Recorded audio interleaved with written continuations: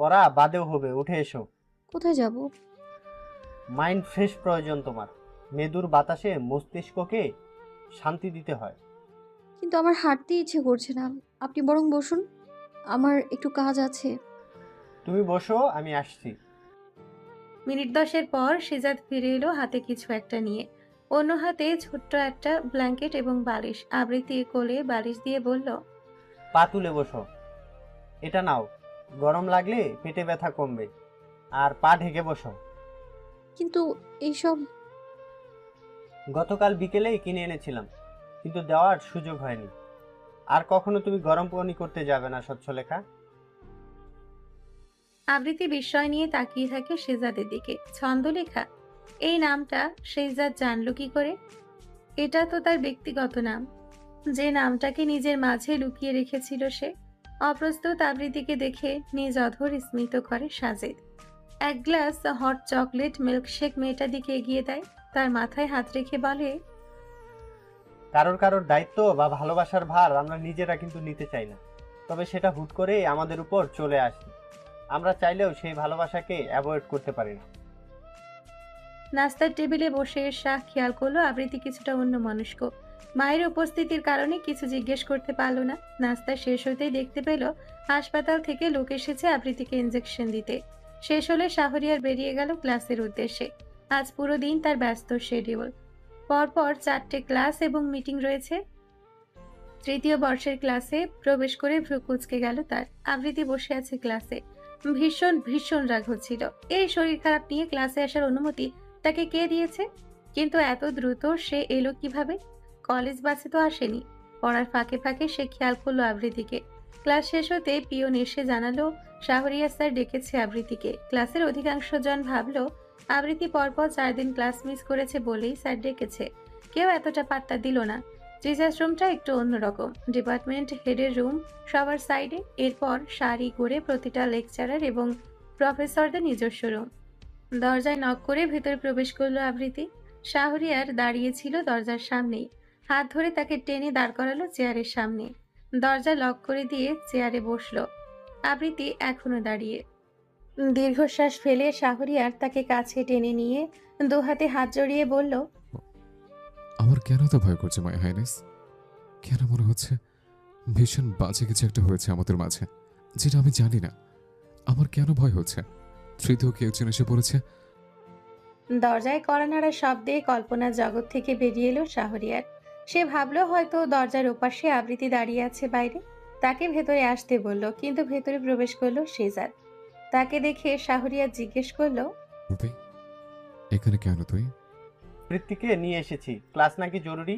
ওর সুস্থতার থেকে বেশি কিন্তু নয়। সেটা আমি জানি, তবে আমার তোর সাথে কিছু কথা বলার প্রয়োজন ছিল। কি বিষয়? আজ ওয়াজিফার পরিবার এসেছে। মামি চাচ্ছিল আমি যেন তোর সাথে এই বিষয়ে কথা বলি। শেজাদ, তোর সাথে আমার কিছু কথা ক্লিয়ার করা প্রয়োজন। বিষয়টা আবৃত্তিকে নিয়ে। আমি চাইছি এই মুহূর্তে এই বিষয়টা নিয়ে আমাদের দুই ভাইয়ের মাঝে কথার সমাধান হোক। আবৃত্তির নাম শুনে ভ্রু কুঁচকে ফেলল সিজার। শাহরিয়ার পিয়নকে ডেকে বলল, আজ সে আর কোনো ক্লাস নিবে না, এটা জানিয়ে দিতে। প্রিন্সিপাল স্যারের সাথে যে মিটিং এর কথা ছিল সেটাও 10 মিনিটের মধ্যে সেরে বেরিয়ে এলো। আবৃত্তি ক্লাসে বসেছিল মাথা নিচু করে, ব্যাগের উপর মাথা রেখে প্রায় ঘুমিয়েই পড়েছিল। শরীরটা একটু বেশি খারাপ লাগছিল তার। বাসায় না থাকার অন্যতম কারণ হচ্ছে শাহরিয়ারের মা আবৃত্তির ওপর ভীষণ বিরক্ত হয়ে আছে। মেয়ের আংটি বদলের সময় আবৃত্তি কেন ছিল? অন্য মেয়েদের এই অনুষ্ঠানে থাকার প্রয়োজনটাই বা কি? এসব নিয়ে নিজ স্বামীর সাথে এক দফা কথা কাটাকাটি হয়েছে তার। সমস্যাটা কেবল আবৃত্তিকে নিয়ে নয়, রিমঝিম, অদিতি, ওদেরকেও নিজ ছেলে মেয়ের আশেপাশে সহ্য করতে না পারার এক বিশেষ স্বভাব রয়েছে শাহরিয়ারের মায়ের। আজ ও বাড়ি থেকে আবার মানুষ আসবে, বাড়িতে অদিতিও নেই, রিমঝিমকে নিয়ে বেরিয়েছে। আবৃত্তি নিজেকে সামলাতে চায়। একটা ছোট্ট অনুভূতি শাহরিয়ারের জন্য মাথা চাড়া দিয়ে উঠতে দিতে চেয়েও দিতে পারে না। দুই চোখ উপচে তার জল ছড়িয়ে পড়ে মুখশ্রীতে। ইস, ভালোবাসা এত যন্ত্রণার কেন? আবৃত্তির কয়েকটি অভ্যেসের মাঝে একটি হলো সে সময় পেলে কোরআন শরীফের বাংলা অনুবাদ পড়ে। গান শোনা, টিভি দেখা, বন্ধু এসবের থেকে নিজেকে অনেকটা গুটিয়ে রাখার চেষ্টা করে। হ্যাঁ, তার গানের গলা ভালো, ফেস্টে অংশ নেয়, কিন্তু মনের শান্তির জন্য সে বিভিন্ন সূরার অনুবাদগুলো খুব মনোযোগ দিয়ে বুঝতে চেষ্টা করে। তাকে অনুপ্রেরণা দেয়। এই যে তার ফোনের স্ক্রিনে দেখা যাচ্ছে সূরা ইউসুফের অনুবাদের সারমর্ম, যা আমাদের শেখায় কাছের মানুষ আপনার সাথে বিশ্বাসঘাতকতা করতে পারে, ভাঙা হৃদয় ভালোবাসা দিয়ে নিরাময় করা যায়, কষ্টের পরে স্বাচ্ছন্দ্য আসে, দুঃখিত হওয়া অকৃতজ্ঞ হওয়া সমান নয়, এবং ধৈর্যশীল মানুষদের সুন্দর সমাপ্তি হয়। লেখাটা পড়ে স্মিত হাসল সা। গত 5টি বছর যাবৎ সে ধৈর্য সহ্যের পরিসীমা দ্বিগুণ করেই এই মেয়েটাকে ভালোবেসে চলেছে। না হলে তার খুব প্রয়োজন ছিল না কষ্ট করে বিসিএস দেওয়া, চাকরি করার। সে দিব্যি বাবার ব্যবসা দেখতে পারত, কিন্তু সে জানে তার মা কোনোদিন আবৃত্তিকে মেনে নিবে না। শুরুতেই বলবে ওকে নিয়ে বেরিয়ে যেতে। যদি বাবার ব্যবসা বাদে তার কোনো ইনকাম না থাকে, তবে কোথায় উঠবে এই মেয়েটাকে নিয়ে? এসব অনেক কিছুই ভাবতে হয় শাহকে। ক্লাসটা ফাঁকা আছে বলেই শাহ এখানে এসে তার মাথায় হাত বুলিয়ে দিয়ে বলল, গাড়ি করে আবৃত্তিকে বাড়ি পাঠিয়ে দিয়েছে শাহরিয়ার। সে শেজাদকে নিয়ে চলে এলো প্রায় ফাঁকা একটা রেস্টুরেন্টে। রুফটপ রেস্টুরেন্টের সামনাসামনি বসেছে দুজন। খাবার অর্ডার দেওয়ার পর শেজাদ বলল, মামি চাচ্ছিলেন তুই এবার বিয়েটা করে নে, ওয়াজিফারা আসবে এবার। এই কথা তো মা আমাকে নিজে বলতে পারতো। বলে লাভ হয়নি বলেই আমাকে পাঠিয়েছি। তুই নাকি সরাসরি না করে দিয়েছিস, কারণটা কি জানতে পারি? কোনো কারণ নেই, আবার অনেক কারণ আছে। শোন, মামি তোর সব আবদার রেখেছে, সেটা তোর বাহিরে পড়তে চাওয়া হোক কিংবা চাকরি করা। আচ্ছা, বিসিএস কমপ্লিট করতে আমাকে রাত দিন করে পড়তে হয়েছে, আর তুই বলছিস এটা আবদার? আমি আসলে ওভাবে বলিনি। যেভাবে বলিস, তোদের যেমন ফিজিক্যাল ট্রেনিং এ কষ্ট হয়, আমার 10 গুণ বেশি কষ্ট হচ্ছে এটা শেষ করতে, এই আবদারের চাকরি পেতে। আর এত কষ্ট আমি যার জন্য করেছে, তাকে ছেড়ে অন্যকে বিয়ে করব? কার জন্য করেছিস? আবৃত্তির জন্য? কোন জানিস তখন কেন বলছিস? তোর মনে আবৃত্তির জন্য মায়া জন্মাচ্ছে, আমি জানি, কিন্তু এটাও সত্য, আমি ওকে কাউকে দিতে পারবো না। শেজাদ নিশ্চুপ রইল। মাথাটা নিচু করে কিছু সময় বসে রইল সে। এরপর ফিসফিস করে বলল, ভালোবাসা জিনিসটা বলে কয়ে রয়ে সয়ে দরদাম করে হয় না। আমার মনে কি আছে সেটা থাকুক আমার কাছে, কিন্তু তুই মেয়েটাকে অসহনীয় যন্ত্রণার মধ্যে ফেলে দিচ্ছিস। তোর মা মেনে নিবে না ওকে। এত অপমান করার কি খুব প্রয়োজন? আমি ফ্ল্যাট বুকিং দিয়েছি আবৃত্তির নামে। শাহনারার বিয়ের পরেই বাবাকে বলবো। তাছাড়া দাদা তো আছে, আশা করি কোনো সমস্যা হবে না। আর আবৃত্তি? আমি ওর চোখ পড়তে পারি রে ভাই, ওই 2 চোখে আমি ছাড়া আর কিছু দেখতে পাই না। শেজাদ তাকিয়ে রইল শাহরিয়ারের দিকে। তার মুখে একটা দ্যুতি দেখা যাচ্ছে। বাড়ি ফিরে শাহরিয়ার সরাসরি আবৃত্তির রুমে ঢুকে গেল। আবৃত্তি তখন গোসল সেরে বেরিয়েছে, চুল দিয়ে টুপটুপ করে পানি ঝরছে। শাহকে বিছানায় বসে থাকতে দেখে সে ভ্রু কুঁচকে ফেলল। কিছু জিজ্ঞাসা করার পূর্বেই শাহ তাকে নিজের কাছে টেনে নিল। 2 হাতে কোমর জড়িয়ে ধরে বলল, মেরে ফেলবো তোমাকে, তারপর নিচে মরে যাব। বলে দে কিন্তু কেন? ভালোবাসি তাই। কাকে? আমাকে? না, ওই পাড়ার মানুষকে। তাহলে আমাকে ধরে আছেন কেন? ছাড়ুন বলছি। শাহরিয়ারের হাতের বন্ধন স্পষ্ট হয়। চুলের পানিতে ভেজা কামিজের অংশে তার আঙ্গুলের ছাপ স্পষ্ট হয়। আবৃত্তি শিউরে ওঠে। শাহরিয়ারের চুলে হাত বুলিয়ে সে ফিসফিস করে বলে, শাহ, আপনি কি আমায় প্রপোজ করছেন? এভাবেও ভালোবাসি বলা যায়? শাহ, এভাবেও ভালোবাসি বলা যায়? মানলেও মানতে হবে, না মানলেও মানতে হবে। তোমার প্রতি কেবল আমার অধিকার। আমার জন্য কি কি করতে হবে জানেন তো? এই পথ সোজা হবে না কিন্তু। বলে আপত্তি নেই, যত কঠিন হবে ততই ভালোবাসবে আমাকে। আর যদি কখনো ছেড়ে যাই? যেতে দিলে তো আপনি চলে যাবেন, ভবিতব্য নেই এই সম্পর্কের। সময় বলে দেবে। শাহরিয়ার কোনো কথা বলে না, চুপচাপ আবৃত্তির উদরে মাথা রেখে বসে থাকে। সে সময় আবৃত্তির মনে হয় তার শরীরে বিন্দু মাত্র শক্তি অবশিষ্ট নেই। বুকের ভেতরে শ্বাস বন্ধের মতো লাগে। একবার মনে হয় এটা নিছক স্বপ্ন, চোখ খুলবে সব শেষ হয়ে যাবে। আবার মনে হয় না, সব বাস্তব। এই স্পষ্ট স্পর্শ বাস্তব, কানে শোনা কথাগুলো বাস্তব, দুহাতে সমুদ্রের জলে হাত ছোঁয়ার মতন বাস্তব।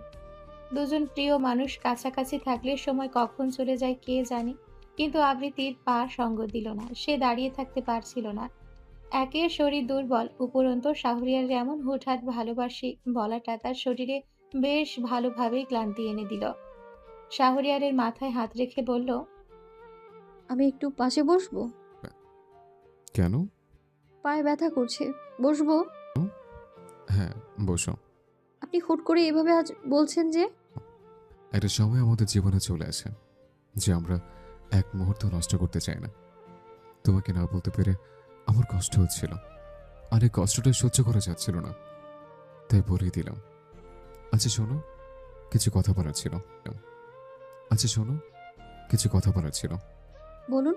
ছিল আমাদের কথা আপাতত কাউকে বলবে না, বিশেষ করে কোনো বন্ধু বান্ধবদের। সম্পর্কে আমি কেন? তোমার টিচার হয়ে আবৃত্তি, বিষয়টা নিয়ে কেউ কোনো কথা তোমাকে বলুক এটা আমি চাইছি না। কি বলবে? আর কাউকে জানাবো না আমি। তুমি কি খেয়াল করেছ, তুমি যে ইয়ারে থাকো সেই ইয়ারের পরীক্ষার কোনো দায়িত্বে আমি থাকি না। খেয়াল করিনি যে তা নয়, কিন্তু ওভাবে চিন্তা করিনি। কারণ আমি চাই না আমার সাথে তোমার একটা সম্পর্ক আছে। আমি তোমার কাছে ভাবতেই পারে আমি তোমাকে পরীক্ষার প্রশ্ন দিয়ে সাহায্য করছি। তোমার রেজাল্ট বরাবর ভালো, এমন প্রশ্ন উঠুক আমি চাই না বলেই কোনো দায়িত্বে থাকি না। কিন্তু কেউ তো জানেই না। কারণ জানানোর প্রয়োজন হয়নি, ঠিক এমনি সম্পর্কে কথা জানানোর প্রয়োজন নেই। লেখাপড়া শেষ হলে যখন বিয়ে করে নেব তখন সবাই এমনিতেও জানবে। প্রকৃতি শাহরিয়ারের দিকে তাকায় আবৃত্তি। শাহরিয়ারের মুখে দুটি খেলা করছে, উত্তরের বাতাসে শীতের আগমনী বার্তা। সেই বাতাস যেন আষ্ঠে পৃষ্ঠে জড়িয়ে ধরল আবৃত্তিকে। তিরতির করে কাঁপলো তার দুটি ঠোঁট। শাহরিয়ারের দৃষ্টি এবার চোখ থেকে নেমে এলো অধরে। স্মিত প্রসারিত হলো অধর, উষ্ণ স্পর্শ। হাতে হাত রাখতেই আবৃত্তি বলল, বিয়ে? আমি যদি রাজি না হতাম, ফিরিয়ে দিতাম, তবে কি করতেন? তো আমি দেখতে পাচ্ছি না, তাছাড়া আমি তোমার চোখের ভাষা বেশ পড়তে পারি, তাই পড়লাম আর জানালাম। তুমি তো না করতে পারতে, করলে না কেন? ঠিক আমার প্রতি মনে ভালোবাসা নেই বস। কাকি কোনোদিন মেনে নিবে না। মাঝ থেকে কতগুলো মানুষ কষ্ট পাবে। আমরা যেমন আছি তেমন দূরেই থাকা ভালো। ভালোবাসলেই বিয়ে করে সংসার করতে হবে এমন কিন্তু নয়। শাহরিয়ার ভ্রুকুচকে ফেলল। আবৃত্তির মনোভাব বোঝার চেষ্টা করতে লাগলো সে। কিছুটা বিরক্ত হয়ে উঠে দাঁড়ালো। আবৃত্তির হাত থেকে গামছাটা নিয়ে ছুঁড়ে ফেললো ফ্লোরে। প্রত্যাখ্যান পায়নি সে, কিন্তু অনুমতিও কি পেল? হয়তো না। আবৃত্তি উঠে এসে গামছাটা হাতে নিয়ে বলল, আমি এই এক মনে অন্য কাউকে আর ভালোবাসবো না শাহ, কথা দিচ্ছি আপনাকে। কিন্তু আপনি কি পারবেন আপনার মায়ের আবদার ফেলে দিতে? আজ ওয়াজিফারা আসছে, কেবল শাহানার বিয়ে উপলক্ষে নয়, আপনার বিয়ের কথাও উঠবে। আপনি কি করবেন? বুঝবো, তোমার কাজ তুমি কেবল নিজের খেয়াল রাখবে, হাসিখুশি থাকবে, যখন যেটা প্রয়োজন সেটা আমার থেকে নিয়ে নেবে। হ্যাঁ যখন যেটা প্রয়োজন? হ্যাঁ, এই যে আমার কার্ড। এতদিন অধিকার ছিল না, কিছু বলিনি, আজ জোর করতে হলে তাই করব। হেঁটে কোথাও যাবে না, অন্তত রিক্সায় যাবে না, অন্তত রিক্সায় যাবে। আমি এসব কেন নিব? তো আমি কার জন্য এসব জমিয়েছি? এটার অ্যাকাউন্ট তোমার নামেই এবং প্রিন্টার তোমার প্রিয় নম্বরে। আবৃত্তি কিছু বলার আগেই দরজায় টোকা পড়ল। কেউ একজন এসে আবৃত্তিকে ডাকছে। এতক্ষণে মাথা কাজ করলো দুজনের। দোতলায় দাদার বাড়িতে ওরা, কিন্তু শাহরিয়ার গায়ে মাখলো বলে মনে হলো না। কিছু সময় আবৃত্তিকে আগলে রেখে বেরিয়ে গেল রুম থেকে। তার পেছন পেছন আবৃত্তি বাইরে বেরিয়ে এলো। ড্রয়িং রুমে ওয়াজিফার বাবা মায়ের সাথে ও নিজেও বসে আছে। শাহরিয়ারের উপস্থিতিতে মৃদু হাসল মেয়েটা। উঠে এসে শাহরিয়ারের হাত ধরে বলল, আমাদের দুজনের বহু বছরের অপেক্ষা শেষ হতে চলেছে। শাহানার বিয়ের 2 দিন পরেই আমরা এক হতে চলেছি। আবৃত্তি কিছু না বলে স্মিত হাসল। এমন কিছু হবে এটা আগে থেকেই তো নির্ধারিত ছিল। কেবল মাঝের কয়েকটা মিনিট সে না হয় একটা সুন্দর স্বপ্ন ভেবেই পুরো জীবন কাটিয়ে দিবে। ওয়াজিফার কথায় ভেতরটা যেন শেষ হয়ে গিয়েছিল আবৃত্তির। নেহাত তার দিকে নজর দেওয়ার কোনো মানুষ নেই বলে কেউ দেখতে পেল না। মেয়েটার 2 চোখে পানি টলমল করছে। সে প্রেমে প্রত্যাখ্যাত হয়নি, ভালোবাসাটা খুব করে কাছ থেকে পেয়েও হারিয়ে যাওয়াটা দেখতে কোনো মানুষের যেমন মৃত্যু সমতুল্য যন্ত্রণা হয়, তার তেমনই হচ্ছে। ওয়াজিফার সাথে শাহরিয়ারের বিয়ের কথা অনেক আগে থেকেই জানে আবৃত্তি। তার মনের অনুভূতি ভালোবাসার রূপ নেওয়ার আগে থেকেই জানে। ওয়াজিফা কতটা ভালোবাসে শাহরিয়ারকে। শাহরিয়ারের পছন্দ অপছন্দ সব কিছুই মেয়েটা নিজের জীবনে বানিয়ে নিয়েছে। এমনকি শাহরিয়ার যে রং অপছন্দ করে সেই রঙের কোনো কাপড় অবধি নেই ওয়াজিফার কাছে।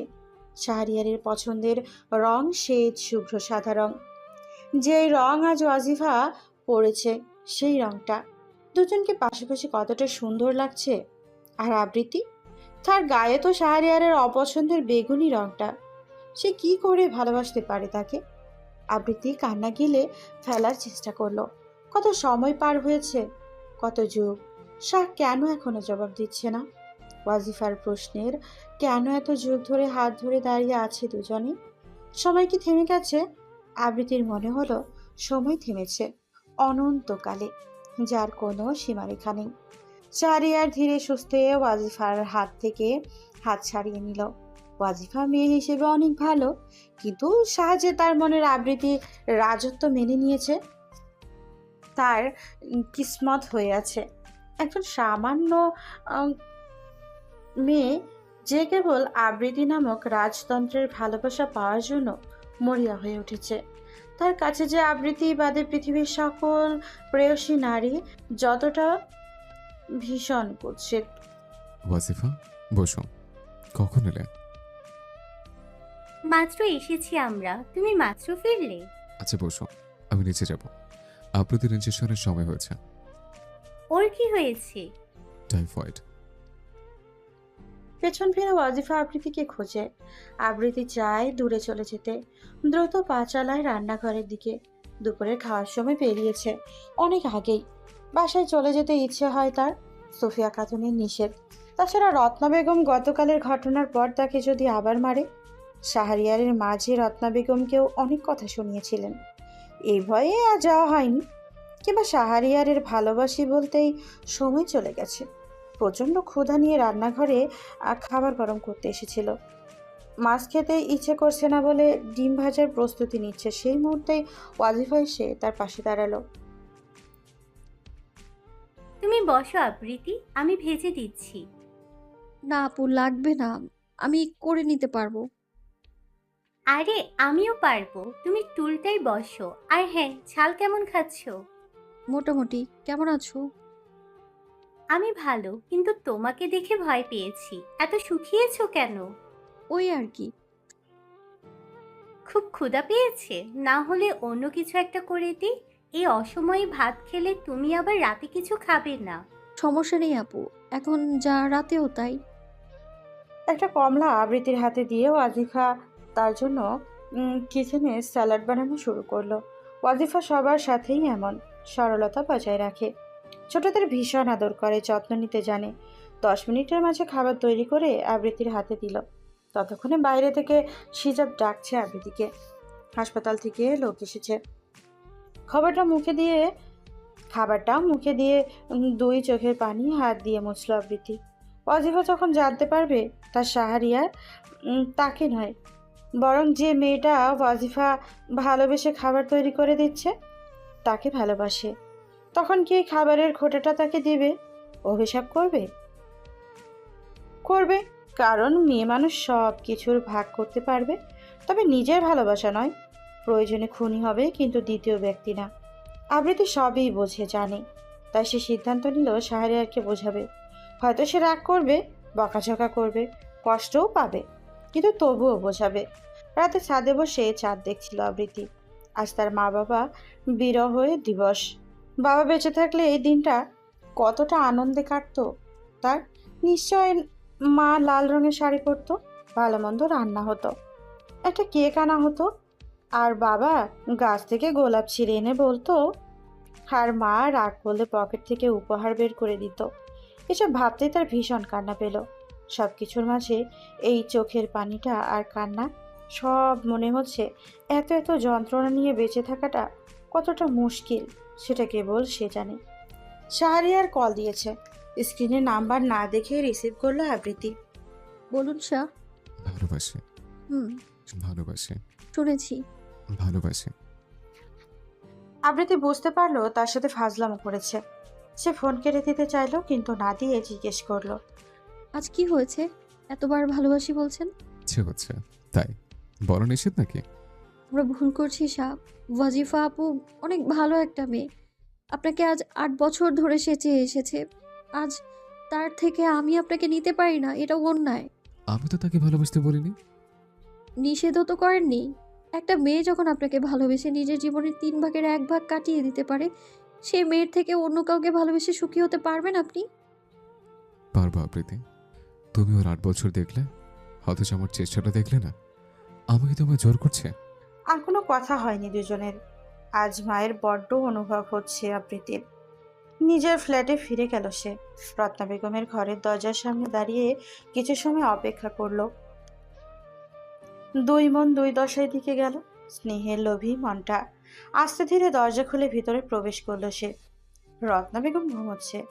আলো আধারিতে রত্না বেগমের গায়ে থাকা ওড়নাটার একটা পাশ ধরে ফ্লোরে বসে রইল আবৃতি।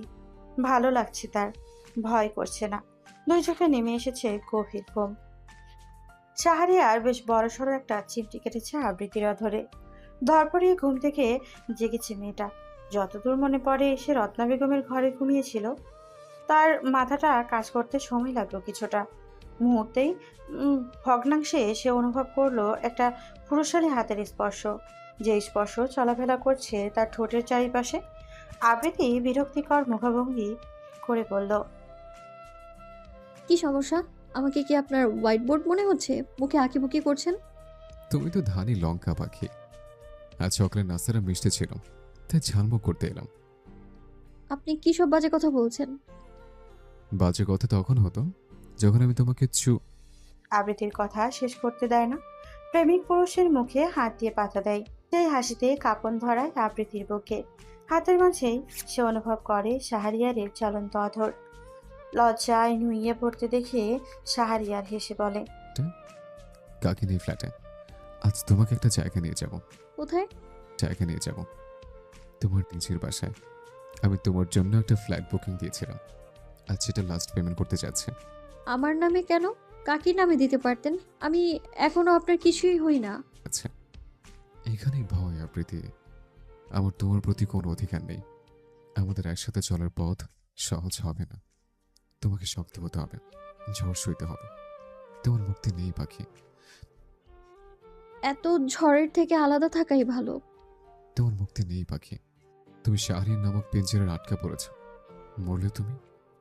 মরলেও তুমি আমার, বাঁচলেও তুমি আমার। শাহরিয়ার দাঁড়ায়নি। চুলে হাত বোলাতে ঘোরাতে সে চলে যাচ্ছিল। পেছন ফিরে বলল, তোমার হাতে আজ যেন এই ঘড়িটাই থাকে। আর হ্যাঁ, কি পারফিউম দাও তুমি? মাথা নষ্ট করে ফেলেছ। আবৃতি ফ্ল্যাট থেকে শাহকে বের হতে দেখে ভ্রু কুঁচকে ফেলল ওয়াজিফা। লিফটের পাশাপাশি দাঁড়িয়ে বলল, ওদের ওখানে কেন গিয়েছিলে? ব্যক্তিগত স্পেসটা খুব দরকার। আমাকে কেমন লাগছে? সময় হবে তোমার? 10 মিনিট বাগানে বসে? আমি কফি করে আনবো? প্রয়োজন নেই, এসো। বাগানে বসে ওয়াজিফাই প্রথম প্রশ্ন করলো। তার মানে ভীষণ ছিল, যেন শাহরিয়ার এমন কিছু বলবে সেটা সে মেনে নিতে পারবে না। বলো কিছু বিষয় ক্লিয়ার হওয়া প্রয়োজন আমাদের মাঝে। বলো। আমি তোমাকে পছন্দ করি, কিন্তু প্রেয়সী হিসেবে এমনটা কখনো কোনো ব্যবহারে মনে হয়েছে? তুমি আমার অনেক কেয়ার করো, আমার ছোট ছোট বিষয়ে তুমি খেয়াল রাখো। যেমন? এই যে তুমি আমার প্রতিটি পরীক্ষার সময় আমার খোঁজ নাও, ঈদের সালামি পাঠাও, কিংবা অসুস্থতায় খেয়াল নাও। আমাদের বাসার দারোয়ান চাচার মেয়ে এবার অনার্সে ভর্তি হবে। আমি 10 বছর যাবৎ ওর লেখাপড়া খরচ দিয়ে আসছি, এটা জানো তো? জানি। আমাদের সকল কাজিনদের জন্য আমি উপহার পাঠাই। তবে কি আমি সবাইকে পছন্দ করি? না মানে, শোনো, তুমি আমাকে পছন্দ করো, এটা তোমার ব্যক্তিগত ব্যাপার। আমি কিছু বলতে পারি না, কিন্তু তোমাকে বুঝতে হবে আমি কি চাই। আমাদের চাওয়া থেকে বাবা মায়ের ইচ্ছে প্রাধান্য দিতে হবে। আমি আপাতত এই বিষয়ে কোনো কথা বলতে চাচ্ছি না। আমার বিষয় আমি বুঝবো। তুমি বিয়ে করো না ওয়াজিফা, আমার সাথে তোমার যায় না। আমি আগে ঠিক 15 বার তোমাকে একই কথা বলেছি। ওয়াজিফা থরথর করে কাঁপছিল। সে মৃদু আনন্দিত হওয়া কণ্ঠে জিজ্ঞেস করলো, আপনি কি কাউকে ভালোবাসেন? ওয়াজিফার কথা থমকালো শাহ, তার দিকে তাকিয়ে বলল, তুমি নিঃসন্দেহে অনেক ভালো একটা মেয়ে। তোমাকে পাওয়া পুরুষ হবে ভাগ্যবান, তবে সেই ভাগ্যবান পুরুষটা আমি হতে পারবো না। আমার ভরসায় থেকো না। ওয়াজিফা ধীর পায়ে ফিরে এলো শাহরিয়ারের মা এবং বোনের সামনে। দাঁড়িয়ে অধরে কাঁদতে কাঁদতে বলতে লাগলো। তাকে জিজ্ঞেস করতে সে সব বলল। ভাইয়ের এমন করার কারণ শাহানারা জানে, কিন্তু তার মায়ের রাগের কারণ কিছু বলতে পারলো না। দীর্ঘশ্বাস ফেলে মনে মনে বলল, এ কেমন ত্রিকোণ নিয়তি জড়িয়ে পড়লে ভাই তুমি? আমি তাকে দেখেছিলাম আমার আগুন রঙা পলাশ ভরা যৌবনে। সে ছিল ভোরের আলোর ন্যায় স্নিগ্ধ, মুগ্ধ। তাদের অধরে লেগে থাকা বিন্দু বিন্দু শিশুর কণা ছুঁয়ে দেওয়ার অমোঘ টানে ভুলে বসেছিলাম সকল নিয়ম। পথভোলা পথিকের খোঁজে হুট করে এসে দাঁড়িয়ে আমায় জিজ্ঞেস করেছিল, আপনাকে উদ্ভ্রান্তের মতো লাগছে শাহ, আপনার কি জ্বর এসেছে? সদ্য 15 বছর বয়সী কিশোরী দেহ যেন পদ্মের প্রতিটি পাপড়ির ন্যায় ভাজে ভাজে লুকিয়ে রেখেছে রহস্য। নিষিদ্ধ জিনিস ছুঁয়ে দেওয়া যায় না। 23 বছরের যুবকের পিপাসা বেড়ে গেল। সে চাইছিল সেই কমলবতী মেদ স্বাধীন চিত্তে মাথাটা রেখে ফিসফিস করে বলতে, কিন্তু বলা হলো না। শরতের শিউলির বর্ষার কদম কিংবা হেমন্তের পদ্মের মতো সে ধীরে ধীরে উষ্ণতা ছড়ালো আমার। কি বলতাম? আমি পাখিকে ভালোবাসি, ওকে বিয়ে করব। যোগ্যতা ছিল আমার। বাবার টাকে প্রেম করা যায়, ভালোবাসা যায় না। আমি ওকে ভালোবেসেছি রে। আমি সাহায্য করতাম তোকে। এটাই তো চাইনি। আমি যোগ্য হতে চেয়েছি। আবৃত্তি বাকি সবার মতো নয়, ও শিউলি ফুলের মতো, কিংবা লজ্জাপতি।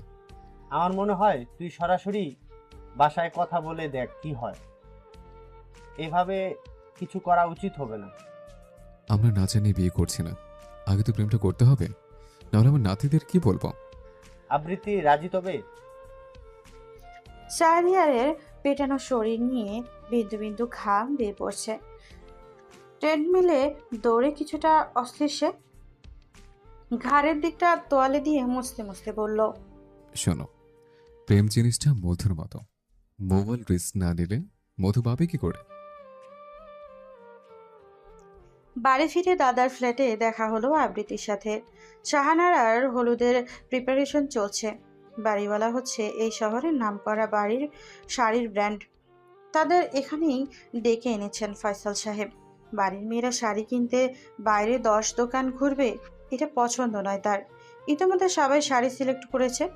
কনের সহচারীদের 4 জন একই শাড়ি, সবাই হলুদ এবং সাদার সংমিশ্রণে শিফনের শাড়ি পরবে। আরবিকের দিকে ভ্রু কুচকে তাকালো শাহরিয়ার। সেই ইশারায় না করলো এই শাড়ি নিতে। অন্য গোলাপি রঙের কাঞ্জিবরমটার দিকে ইশারা করলো। তবে আবৃত্তি নিরুত্তাপ। সে নিজ ইচ্ছে মতো শাড়ি নিচ্ছে। সবার সামনে যদি শাহ এই শাড়িটা ধরে, তবে তার মা এটা ওয়াজিফার জন্য নিবে, যেটা সে কিছুতেই চাচ্ছে না। তাই বাধ্য হয়েই সিজাদকে মেসেজ করে বলল, গোলাপি শাড়িটা পাখির হাতে দেন, অন্য কেউ জানে এটা না নেয়। ভাইয়ের কথা অনুসারে সিজাদ গিয়ে শাড়িটা আবৃত্তিকে দিল। প্রথমে না করলেও পরবর্তীতে ছোট চাচি এবং ফুপু বলল নিতে, তাকে মানাবে বেশ। শাড়িওয়ালাকে পেমেন্ট ফয়সাল সাহেব করছিলেন। সেই সময় শাহরিয়ার এসে বলল, কাঞ্জিভরমটার দামটা আমি দিব দাদা, ওটা আমি আবৃত্তির জন্য নিয়েছি। প্লিজ দাদা, না করো না। তুমি তো জানোই সব। পাত্র আমি এক পায়ের উপর খাড়া, পাত্রকে রাজি করো তবে। আবৃত্তি যেদিন প্রথম স্কুলে যায় তার কয়েকদিন আগে থেকে শাহরিয়ার তাকে বলেছিল, রাস্তায় কেউ কিছু দিলে নেবে না, কারোর সাথে ঝগড়া করবে না, কেউ সাথে যেতে বললে যাবে না। যেদিন স্কুলে যায় সেদিন তাকে জিজ্ঞেসও করেছিল। রাস্তায় কেউ কিছু দিলে তুমি কি করবে? ছোট্ট আবৃত্তি উত্তর দিয়েছিল, চকলেট হাতে নিয়ে বলবো থ্যাংক ইউ, আর সাথে যেতে বললে বলবো ইউ আর মোস্ট ওয়েলকাম। শাহরিয়ারের মনে ভয় ঢুকে গিয়েছিল। তাই তো পঞ্চম শ্রেণী অবধি সে একা ছাড়েনি। শাহানারাকে নিয়ে আসাটা তো বাহানা ছিল মাত্র। বারবার নিষেধ করা সত্ত্বেও আবৃত্তি হলুদের সেই শাড়িটা পরল। কোমরের খালি অংশের দিকে তাকিয়ে বিরক্ত হলো শাহরিয়ার। এভাবে অন্তত বরপক্ষের সামনে যাওয়া চলবে না। হলুদের কেক নিয়ে আবৃত্তি যখন সবার পেছনে, সে অনুভব করলো ঠান্ডা 2 হাত ছুঁয়ে গেল তার পুরো পেট। এবং কোমর। আলোর দিকে আসতে আবৃতি খেয়াল করলো তার পুরো পেটে কোমরে লেপটে আছে স্মার্ট মেহেদির লাল রং। হলুদের শাড়ির নিচে কারো হাতের ছাপ। আয়নার সামনে দাঁড়িয়ে এমনটা দেখে ভীষণ কান্না পেল আবৃতির। বাড়ির সবাই তখন লনে উপস্থিত। হলুদের অনুষ্ঠান শুরু হয়েছে। গানের শব্দ ভেসে আসছে নিচ থেকে। নিশ্চয়ই কিছু সময়ের মাঝে বরপক্ষর লোকেও চলে আসবে। আবৃতি আর যাওয়া হবে না। শাড়িটাও নষ্ট হয়েছে। সে ভেবে পাচ্ছে না এই স্মার্ট মেহেদি বাসায় এলো কোথা থেকে। আগামীকাল মেহেন্দি অনুষ্ঠান।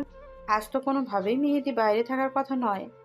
আরও একটি কথা, তাদের জন্য হার্বাল মেহেদি আনা হয়েছে। শাহরিয়ারের প্রতি এক রাশ বিরক্ত নিয়ে বসে পড়ল সে। শাহরিয়ার রুমের দরজায় টোকা দিয়ে বলল, ভিতরে আসবো? না, কেন? এটা কেমন ব্যবহার শাহ? আমি আর শাড়ি পরতে পারবো? দরজা খুলবে নাকি জানলা দিয়ে আসবো? আবৃতি দেখলো জানালা খোলা রয়েছে। শাহরিয়ার সেদিকে যেন আসতে না পেরে তাই দ্রুত জানালার কাছে চলে গেল। এক হাতে স্লাইড করতেই শাহরিয়ার ধরে বলল, রুমের ভেতরে লাফিয়ে পড়ে বলল, ফ্ল্যাটটা ফাঁকা, তে চিৎকার করেও লাভ হবে না। সেই হুমকি কাছে দেবে না। আমি হুমকি কেন দিব? গ্রামের মাইয়া কেন? গ্রামের মাইয়া কেন? কেমন শব্দ বলো, কেমন? তোমার তো আবার অভ্যাস আছে কামড় দিয়ে ঘড়ি বানিয়ে দেওয়ার। আসো, আজকে তোমার হাত বানিয়ে দিই। শাহরিয়ার সত্যি সত্যি আবৃতির হাতে কোমর বসিয়ে দিল। অবাকের চূড়ান্ত পর্যায়ে উঠে আবৃতি জিজ্ঞেস করলো, ফাজলামো করছেন আমার সাথে? তোমার মোহরানা শোধ করলাম, এবার বলো কুপন। আশ্চর্য সব কথার ধরন আপনার। এক মিনিট, আপনি কি ভাবছেন আপনার এসব কথা বলার কারণে আমি ভুলে যাব আপনি আমার সাথে কি কি করেছেন? আমি কি করেছি? এই যে মেহেদি লাগিয়ে দিয়েছেন। প্রমাণ আছে? যদি আমি লাগাতাম তবে আমার হাতে রং লাগতো না। কি করে লাগবে? আপনার হাতে গ্লাভস পরা ছিল, আমি কি দেখিনি? বাহ, আমার বউ তো ভীষণ চালাক। আবৃতির মন ভালো হলো না।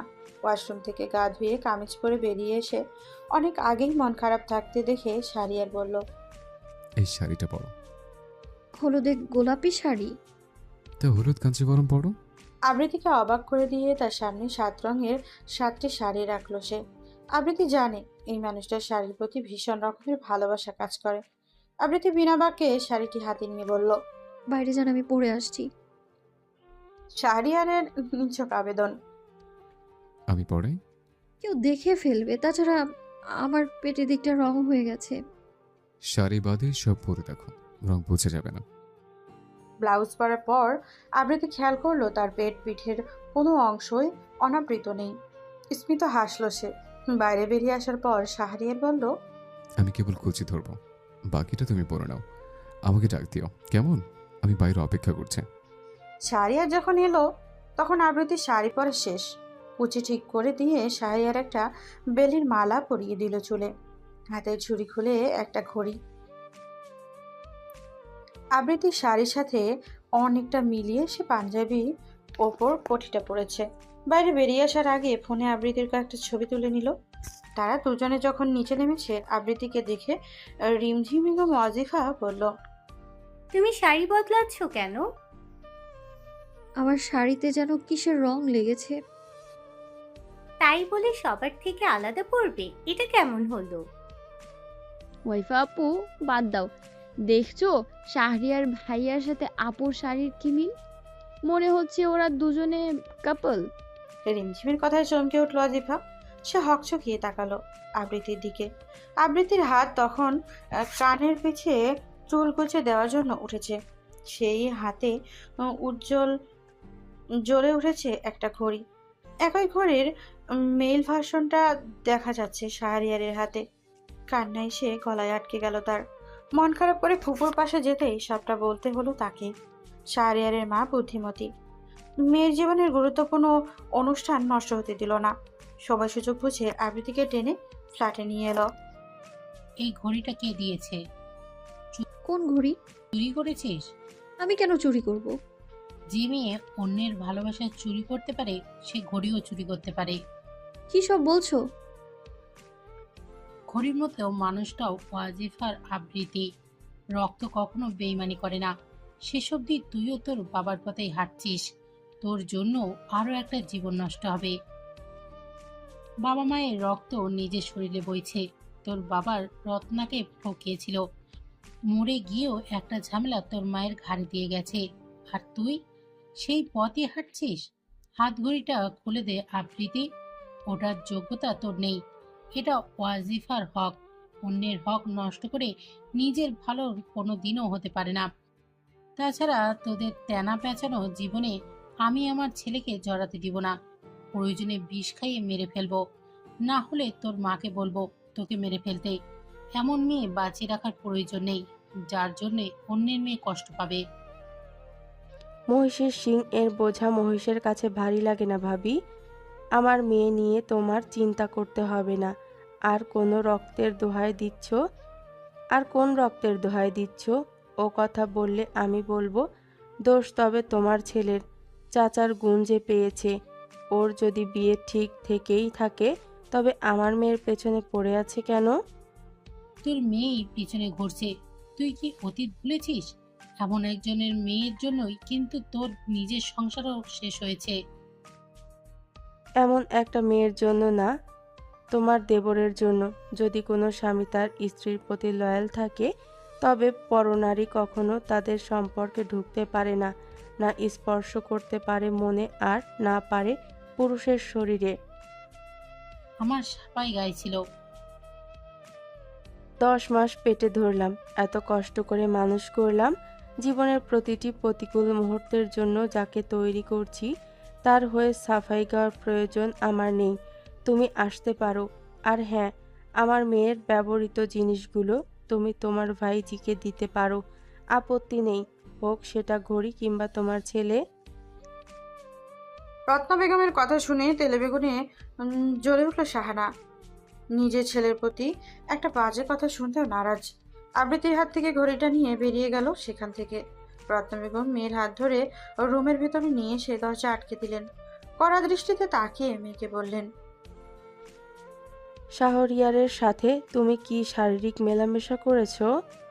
মায়ের এমন প্রশ্নে লজ্জায় নুয়ে গেল আবৃত্তি। দুই দিকে মাথা দুলিয়ে না করলো। রত্না বেগম যেন প্রাণ ফিরে পেলেন। টলমলে পায়ে মেয়ের পাশে এসে বসে রইলেন।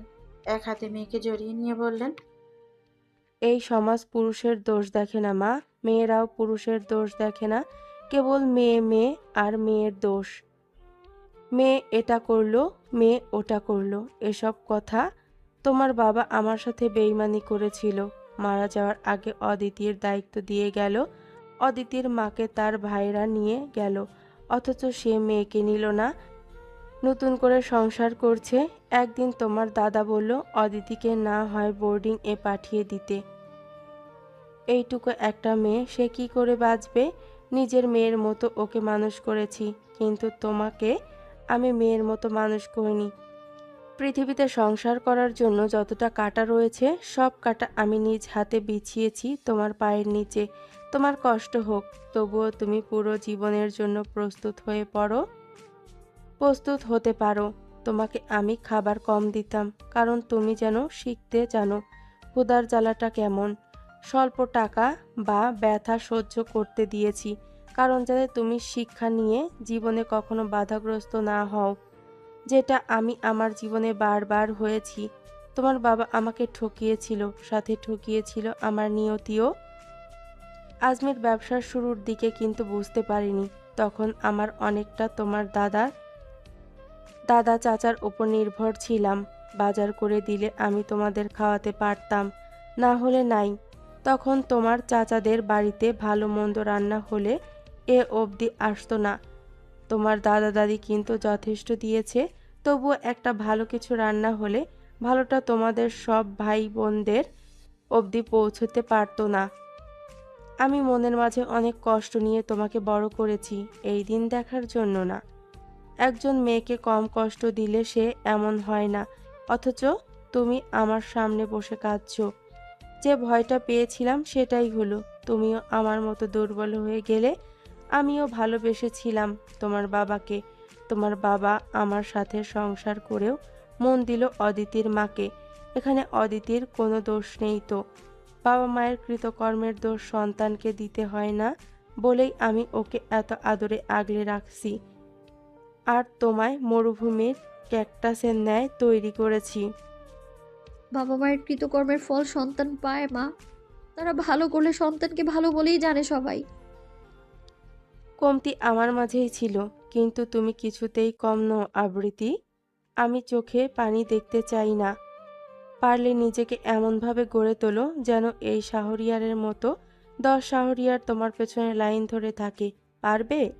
হলুদের অনুষ্ঠান শেষ হওয়ার পথে অথচ আবৃতিকে না দেখতে পেয়ে অবাক হলো শাহরিয়ার। আজ সব ভাই বোনেরা দাদার ফ্ল্যাটের নিচে ফ্লোরিং করে ঘুমাবে, অথচ সেখানে আবৃতিকে দেখা গেল না। ভোজবাজির মতোই মেয়েটা যেন উবে গেল সবার মাঝে থেকে। মধ্যরাতে যখন সবাই বার্গার খাওয়ার প্ল্যান করলো, তখন ওয়াজিফার হাতে ঘড়িটা নজরে এলো শাহরিয়ারের। ভ্রু কুঁচকে তাকিয়ে জিজ্ঞেস করলো, এটা তোমার কাছে কেন? উপু দিয়ে বলল তুমি আমার জন্য এনেছো, ধন্যবাদ, আমার ভীষণ পছন্দ হয়েছে। শাহরিয়ার কথা বাড়ায় না, চুপচাপ তাকিয়ে থাকে সদর দরজার দিকে। সকালবেলা নাস্তার টেবিলে দেখা গেল আবৃতিকে। রত্না বেগম তাকে ধমকে দিচ্ছেন মাছের কাঁটা বাছতে না পারার জন্য। আজমির মাঝে বসে মাছ বেছে দুই বোনের প্লেটে দিচ্ছিল। তাদের তিনজনের কথাবার্তা শুনে মনে হলো গম্ভীর কিছু আলোচনা চলছে। খাবার শেষে আজমিরের সাথে নিয়ে গেল দুই বোনকে। যার যার কলেজে ছেড়ে সে নিজ কলেজে যাবে। পুরোটা ক্লাসে আবৃত্তি উপেক্ষা করেছে শাহরিয়ারকে। এমনকি মেহেদি অনুষ্ঠানেও তাকে দেখা গেল না। না কল রিসিভ করছে, না মেসেজের রিপ্লাই। জেদ চেপে গেল শাহরিয়ার। ভালোবাসলে এত জ্বলতে হয় কেন? একজন মা শত কষ্ট না পেলেও নিজের সন্তানকে কষ্ট দিতে চায় না, কিন্তু রত্না বেগম চেয়েছেন। স্বামীর এমন বেইমানি মেনে নিতে পারেননি। আবৃত্তি তো তারই অংশ। সে নিজের মাঝেই আবৃত্তিকে দেখতে পেত। খাবার কম খেতে দিত যেন জীবনে কখনো অভাবে পড়লে সে কষ্ট না পায়। ব্যথা সহ্য করার ক্ষমতা তার হোক, এবং হোঁচট খেয়ে খেয়ে উঠে দাঁড়াক নিজ পায়ে। অপরদিকে অদিতিকে আদরে বড় করেছেন। এর পেছনেও একটা যুক্তি রয়েছে।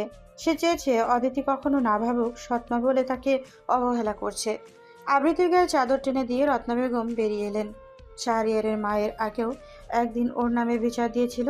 সেদিন খুব মেরেছিল আবৃতিকে। এখন মনে হচ্ছে সে ভুল করেছে। তার উচিত ছিল আদরের সাথে বোঝানোর। উচিত ছিল আবৃতিকে ঠিক আজকের মতো লিফটের নিচতলায় নামতেই দেখা হলো শাহরিয়ারের সাথে। কিছুটা ইতস্ততভাবে কথা বলার চেষ্টা করছিল শাহরিয়ার। বলবে না করে জিজ্ঞেস করেই ফেললো আবৃতি কোথায়। প্রশ্নে ভ্রু কুঁচকে রত্না বেগম বললেন, আবৃত্তিকে কেন খুঁজছো? তোমাদের বাড়িতে বিয়ে, সেখানে যাও। কাকি দরকার ছিল।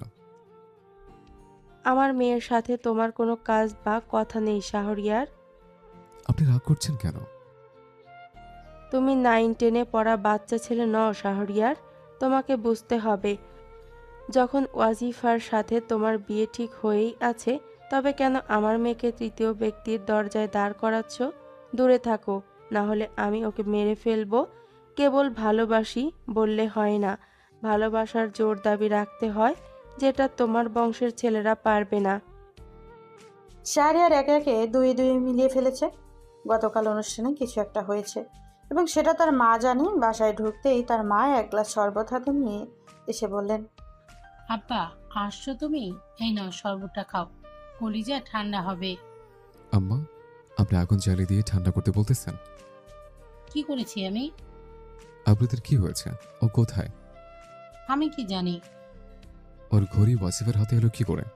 ওটা তো আপনি এনেছেন। তো কয়টা আনবেন আপনি? এটা ফেরত নেবেন, আমি ওকে 10টা এনে দেব। তুমি বেশি কথা বলছো। আপনি কি চাইছেন? আপনার মেয়ের বিয়েতে কোনো ঝামেলা হোক? কি ঝামেলা করবে তুমি?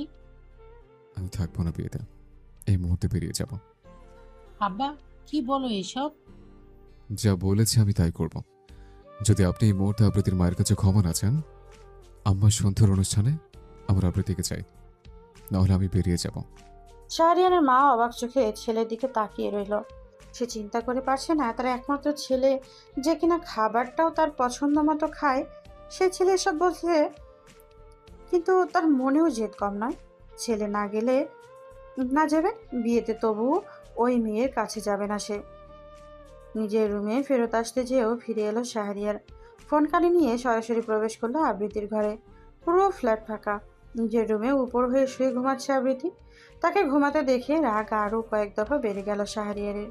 পুরো রাত শাহরিয়ার ঘুমাতে পারেনি, আর সে দুপুর বেলা নাক ডেকে ঘুমাচ্ছে। একবার মনে হলো দিবে নাকি মাথায় তুলে আছাড়, আবার ভাবলো থাক, ব্যথা পাবে। কিন্তু এখন তো ঘুম থেকে জাগানো তার প্রয়োজন। ফোনের ওপর পাশের ব্যক্তিকে বলল, 1 মিনিট হোল্ড করতো। আবৃতিকে ঘুম থেকে তুলে নিয়ে শাহরিয়ার ফোনের স্পিকার লাউডে দিতেই সে শুনতে পেল। শাহরিয়ার অকপটে 3বার বলল। কবুল, কবুল, কবুল। আবৃতি চমকে উঠেছে, তার ঘুমও উবে গেছে। সে কিছুটা দ্বিধাগ্রস্ত হয়ে নিজেকে ছাড়িয়ে নিতে চাইল, কিন্তু শাহরিয়ারের হাত শক্ত হয়ে তাকে পেঁচিয়ে ধরে চোখ ইশারায় বলল, এই মুহূর্তে কবুল না বলে তোমাকে আমি খেয়ে ফেলবো পাখি। ভালো ভালো রাজি হয়ে যাও। ইহজন্মে ভীষণ ভারী শব্দ হচ্ছে কবুল। কাউকে জীবনসঙ্গী হিসেবে কবুল করে নেওয়া, তার সাথে পুরোটা জীবন কাটানো। সে বুঝবে কি না, তাকে ঠিকমতো মূল্য দেবে তো? তাদের মাঝে তৃতীয় কোনো ব্যক্তি চলে আসবে না তো? ভালোবাসা, অভিমান, অনিশ্চিত ভয় এবং একরাশ মুগ্ধতা লুকিয়ে থাকে এই কবুল শব্দে। আবৃত্তি কিছুটা দ্বিধায় পড়ে গেল, কিন্তু শাহরিয়া যেন নিশ্চিত। সে বুঝে শুনেই সিদ্ধান্ত নিয়েছে এই বিষয়ে, যেন এমনটা হওয়ারই ছিল।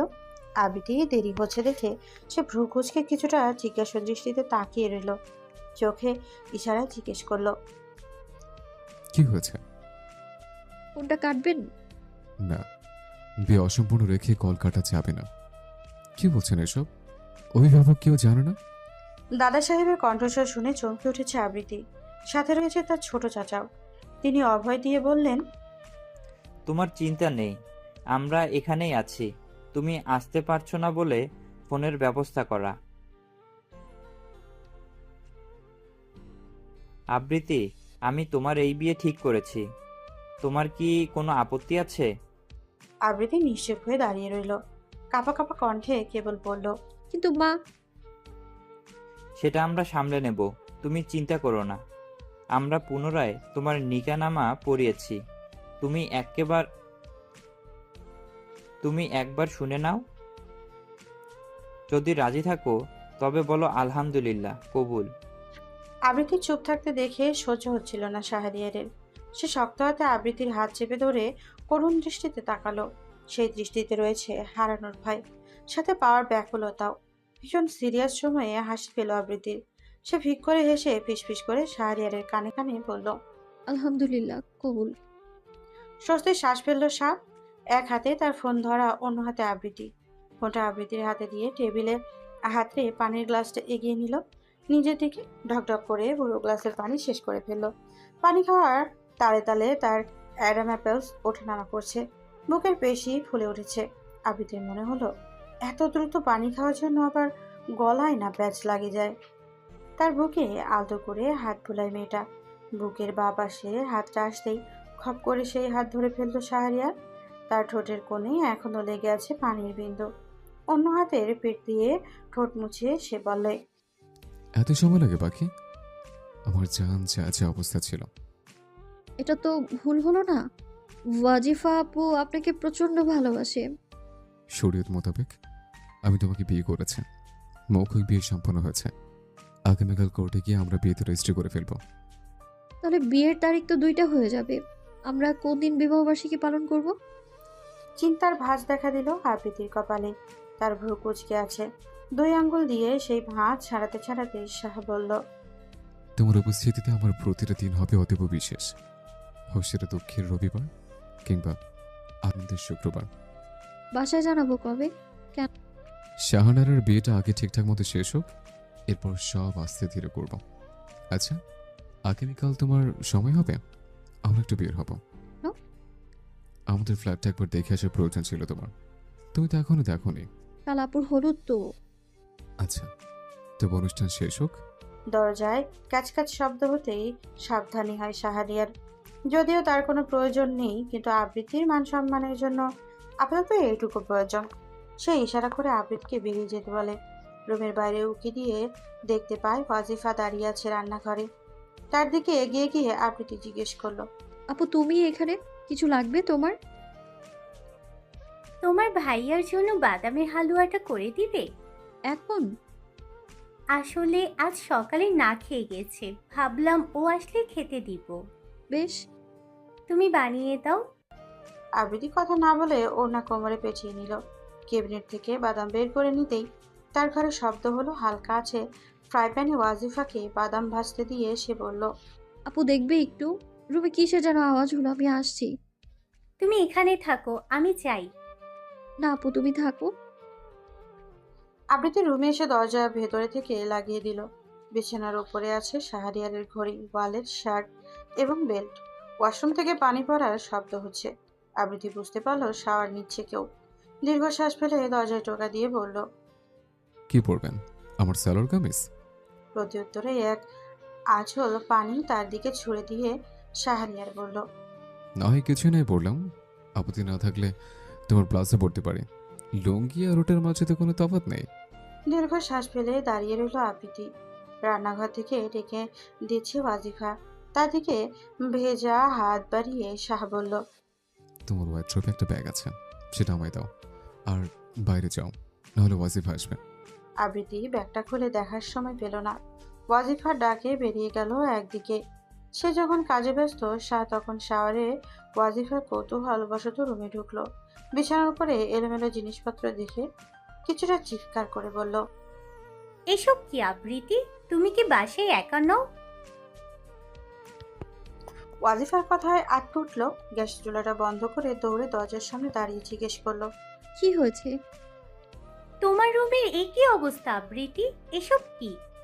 আবৃত্তি তাকিয়ে দেখলো তার পুরো বিছানা জুড়ে ছড়িয়ে রয়েছে শাড়ি, কিছু খোলা অবস্থায়, কিছু আধ খোলা অবস্থায়।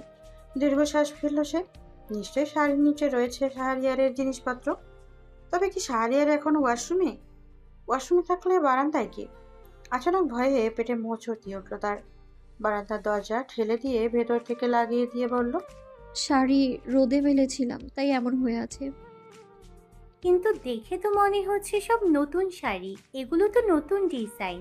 তোমার মা তো এত শাড়ি কিনে দেওয়ার মানুষ নয়। মা না কিনে দিলেও এসব আমার আপুর, আমার বিশেষ মানুষের কাছ থেকে পাওয়া উপহার। এত শাড়ি? আপু তুমি একটু বাদামগুলো পিষে ফেলো, আমি আসছি। ওয়াজিফা কিছু না বলে সন্দেহে রেশ নিয়ে বেরিয়ে গেল রুম থেকে। শ্বাস ছেড়ে স্বাভাবিক হলো আবৃত্তি। বারান্দার দরজা খুলে দিতে দেখতে পেল শাহরিয়ার বসে আছে। তার চুল ভেজা, গ্রীবাদেশে বিন্দু বিন্দু পানি। সিগারেটে টান দিয়ে বলে মনে হলো সিগারেটে টান দিয়েছে বলে মনে হলো না, অথচ হাতে রয়েছে জ্বলন্ত আগুন। আবৃত্তি তার চুলে হাত রাখতে সে স্নেহ স্ত্রীর উদরে মাথা ঠেকিয়ে বলল, এই জাহারের সমস্ত শোক আমি তোমার পায়ে এনে ফেলবো পাখি। তুমি কেবল যাই হোক না কেন, ভয় পেও না। আমাকে ছেড়ে থাকার কথা চিন্তা করিও না। তোমার সব আবদার আল্লাহদের দায়িত্ব আমার। তুমি চাইলেও আমার, না চাইলেও আমার। জানি, কিন্তু আপু যদি দেখে ফেলতো? আপাতত শাহনার বিয়ে অবধি কিছু বলবো না। তুমি এই কয়েকদিন মানসিকভাবে প্রস্তুতি নাও। শাড়িগুলো? তোমায় দেওয়া সকল উপহার কেবল তোমারই থাকবে। কারো স্পর্শ সে উপহারে পড়লে আমি সব চালিয়ে দেব। আবৃত্তি হাতে ঠেলে শাহরিয়ারের মাথা উঁচু করে জিজ্ঞেস করলো, আগের কাঞ্জিভরমগুলো কি করেছেন? পুড়িয়ে ফেলেছে। কেন? কত সুন্দর ছিল ওইগুলো। এগুলো তার থেকেও দামি। তাকে কিছু বললো না? জানি সে। তার সামনেই পড়িয়েছে। আশা করছি তোমার সাথে আর কোনো বিষয় নিয়ে তর্ক করবে না। মায়ের সাথে এমন ব্যবহার করা উচিত নয়। করবো না। দীর্ঘ 28 বছর করিনি। সে যা বলেছে মেনেছে। আমার একটা চাওয়া যদি মানতে না পারে, আমি কেন তার হাজার চাওয়া মানব? কারণ সে মা। আমি তার সন্তান। আমি তাকে খুশি করার জন্য আমার নিজের খুশি সারা জীবনের জন্য শেষ করতে পারবো না। আবৃত্তি আর কথা বাড়ায় না। শাহরিয়ার কিছু একটা বিষয় নিয়ে ভীষণ বিরক্ত। খাট থেকে শাড়িগুলো তুলে ডিভানের ওপরে রাখলো আবৃত্তি। বিছানাটা টান টান করে গুছিয়ে শাহরিয়ারকে বলল, অনুষ্ঠান শুরু হতে 4 ঘন্টা বাকি, আপনি ঘুমোবেন এখন? আমি আসছি। কোথায় যাবে? আমাকে দেখে লজ্জা পাওয়ার কি আছে? শেষ অবধি আমি তো তোমার সাইয়াই হয়ে গেলাম। দীর্ঘশ্বাস বেরিয়ে এলো মেয়েটার। এই কথাটা সে নিজেও চিন্তা করেছিল, কিন্তু মুখে বলল, বেশ ভালো হয়েছে, এবার আমি আসি, না হলে আপু আবার চলে আসবে। রুমে লাইট বন্ধ করে বেরিয়ে গেল সে। বালিশে মাথা রেখে ঘুম জড়িয়ে এলো দুই চোখে। এত শান্তি লাগছে কেন তার? বাদামগুলো ব্রেড করে নিয়ে ঘি দিয়ে ভাজতে লাগলো আবৃত্তি। ওয়াজিফা গল্প করছে শাহরিয়ারের পছন্দ অপছন্দ নিয়ে, তাদের ছোটবেলার গল্প। একবার পেয়ারা গাছ থেকে পড়ে গিয়ে ওয়াজিফার হাত ভাঙলো, সেটা দেখে শাহরিয়ারের কান্নার গল্প শুনতে শুনতে আবৃত্তি রান্না শেষ হলো। সে একটা বাটিতে একটু তুলে নিল। ওয়াজিফা ভাবলো হয়তো আবৃত্তি নিজে খাবে বলে রেখেছে। কথা না বাড়িয়ে বাকিটা নিয়ে চলে এলো শাহাদের ফ্ল্যাটে। আবৃত্তি বাটিটা ঢাকা দিয়ে চুলায় গরম পানি দেয়া মানুষটা এখনো খাবার খায়নি। চুলায় পানি দিয়ে রুমে ফিরে এসে টেবিলের ল্যাম্প জ্বালিয়ে একে একে সবগুলো শাড়ি ভাঁজ করে গুছিয়ে রাখে। শাহরিয়ারের বেল্ট, ওয়ালেট, গাড়ির চাবি আর ঘড়িটা। ঘড়িতে যখন বেলা 5টা বাজে 4 মিনিট, তখন এক মগ কফি আর বাদামের হালুয়া হাতে রুমে ঢুকলো আবৃত্তি। আলতো স্পর্শে হাত বুলিয়ে দেয় শাহরিয়ারের চুলে। তারা দুজনের চেহারা কোনো মিল নেই, অথচ তাদের বাবাদের চেহারা ছিল অসম্ভব মিল। আঙ্গুল ঘুরিয়ে শাহরিয়ারের নাকের ডগায় রাখতে চোখ মেলে তাকালো সে। আবৃত্তির হাতটা নিজের বুকের বাঁ পাশে শক্ত করে চেপে ধরে সে ফিসফিস করে বলল, তোমার মাঝে আমি সেই শান্তি খুঁজে পাই, তোমার মাঝে আমি সেই শান্তি খুঁজে পাই যেটা পৃথিবীর কোনো কিছুতেই নেই। তুমি আমার জীবনের সেই সুতো, যে সুতোতে যত কীট লাগবে আমার ভালোবাসা ততই মজবুত হবে। কিন্তু ওইদিকে ওয়াজিফা আপু যে আপনাকে। আবৃত্তি কথা শেষ করতে পারে না। একজন মানুষ এবং কিছু সময়ের অধিকার তাকে সকল কথা অপূর্ণ রাখার। আবৃত্তির জীবনের সেই মানুষ শাহরিয়ার, এবং সেই সময় এখন, যে সময়ে প্রেমের জোয়ারের নামে অসময়ে চাঁদে জ্যোৎস্নায় হারিয়ে যায় সমুদ্রের হাসি শব্দ, এবং দূর থেকে ভেসে আসে অজানা কোনো এক পাখির কলকাকলি। আবৃত্তির গায়ে জ্বর, তার কপালে হাত রেখে চমকে উঠেছে শাহরিয়ার। মেয়েটাকে দেখতেই ক্লান্ত মনে হচ্ছিল, তাই তো তখন জোর করে ঘুমাতে বাধ্য করে, কিন্তু ভাবেনি এত দ্রুত সে ঘুমিয়ে পড়বে। আরও একবার ফোনটায় রিং হয়ে কেটে গেল। শাহরিয়ার মা কল দিচ্ছে। নাম্বারটায় এবার রিডায়াল করে শাহরিয়ার বলল, আমি ব্যস্ত আছি মা। নিজের বোনের গায়ে হলুদের অনুষ্ঠান থেকে অন্য কিছু অধিক গুরুত্বপূর্ণ হতে পারে কি? আমাদের জীবনের সবকিছু নির্দিষ্ট জায়গায় গুরুত্বপূর্ণ, তাই একের সাথে অন্যের তুলনা না করাই ভালো। শাহনারা তোমার জন্য অপেক্ষা করছে, বাকিটা তোমার ইচ্ছে এবং ব্যস্ততা। ওকে বলো স্টেজে যেতে, আমি চলে আসবো সময় মতো। আবৃত্তির অসুস্থতা নিয়ে ইদানিং ভয় হয় শাহরিয়ারের। এমন হালকা পাতলা লক্ষণ নিয়ে ব্লাড ক্যান্সারে আক্রান্ত হয়ে মারা গেল তার বন্ধু। শুরুর দিকে তেমন কোনো লক্ষণ দেখা যায়নি, কেবল জ্বর ও মাথা ব্যথা ছিল। মাঝে মাঝে তার ভীষণ জ্বর হতো, আবার 2 দিন পরেই অসুস্থ হয়ে যেত। খাবারে অরুচি আর দিন দিন রোগা হয়ে যাওয়ার কারণে পরিবার থেকে যখন বিষয়টা আমলে নিল, ততদিনে দেরি হয়ে গেছে অনেকটা। চিকিৎসাধীন অবস্থায় মারা গেল সে। আবৃত্তির শরীরে জ্বর এবং হুট করেই তার ওজন হ্রাস ভয়ে ফেলে দিয়েছে তাকে। একটা দীর্ঘশ্বাস ফেলল শাহরিয়ার। আবৃত্তি চুল হাত বুলিয়ে দিতেই ঘুম থেকে জেগে উঠেছে সে। ঘুম জড়ানো গলায় ফিসফিস করে বলল, কখন উঠেছেন? অনেক সময় হয়ে এলো। তুমি বিশ্রাম নেবে নাকি যাবে অনুষ্ঠানে? যেতে ইচ্ছে করছে না। তবে ঘুমাও, আমি আসছি। আবৃত্তি আপত্তি না করে পাশ ফিরে ঘুমিয়ে গেল পুনরায়। তার চোখে অসম্ভব জ্বালা করছে। বালিশের নিচে মাথা রেখে সে ডুবে গেল পুনরায় ঘুমের দেশে। কোনো একটা কাজে ফ্ল্যাটে ফিরছিল আজিফা। সে লিফটের জন্য অপেক্ষারত অবস্থায় ছিল, তখন নিচে নেমে এলো শাহরিয়ার। শাহরিয়ার তার উপর যতই রাগ দেখাক না কেন, ওয়াজিফা মেয়েটা দারুণ ভালোবাসে এই মানুষটাকে। সময়ে অসময়ে কল্পনা জগতে বিচরণ করতে ভালো লাগে। কল্পনায় তাদের সেই কথোপকথন হয় যেটা শাহরিয়ার কোনো দিন তাকে বলবে না। কল্পনার শাহরিয়ার তো আজিফা বলতে পাগল। এক মুহূর্ত তাকে না দেখলে সে অস্থির হয়ে যায়। সে সকালে উঠে তার সাথে বাগানে হাঁটতে যায়। তার হাতে চা ভীষণ পছন্দ করে। খাবার খেয়ে হাত মুছে তার ওড়নায়, কিংবা একসাথে রাতে ছাদে বসে যোচনা বিলাস করে। শাহরিয়ার পাশ কাটিয়ে যেতেই ধ্যান ভাঙল আজিফার। নিজেকে ভীষণ ছোট লাগে। সে কোথাও একটা পড়েছিল, যদি তোমার হৃদয়কে কিছু আঘাত করে তবে সেই জানালটা বন্ধ করে দাও, বাইরের দৃশ্যটা যতই সুন্দর হোক না কেন। শাহরিয়ার তার সেই বাইরের সুন্দর দৃশ্য যা বারবার তাকে ক্ষতবিক্ষত করে চলেছে, অথচ সে মনের জানালাটা বন্ধ করতে পারছে না। তার যে ভীষণ কষ্ট হচ্ছে। একজন মানুষকে কতটা ভালোবাসলে এমন বেহায়া হতে হয়, ঠিক ততটাই কি যতটা ওয়াজিফা ভালোবাসে শাহরিয়ারকে। অনুষ্ঠানে আবৃত্তিকে না দেখে রত্না বেগম অদিতিকে জিজ্ঞেস করলো। শাহরিয়ার এবং আবৃত্তির বিয়ের কথাটাও অদিতিও জানে। সে ভীষণ খুশি হয়েছে। ছোটবেলা থেকে দুজন একসাথে বড় হয়েছে।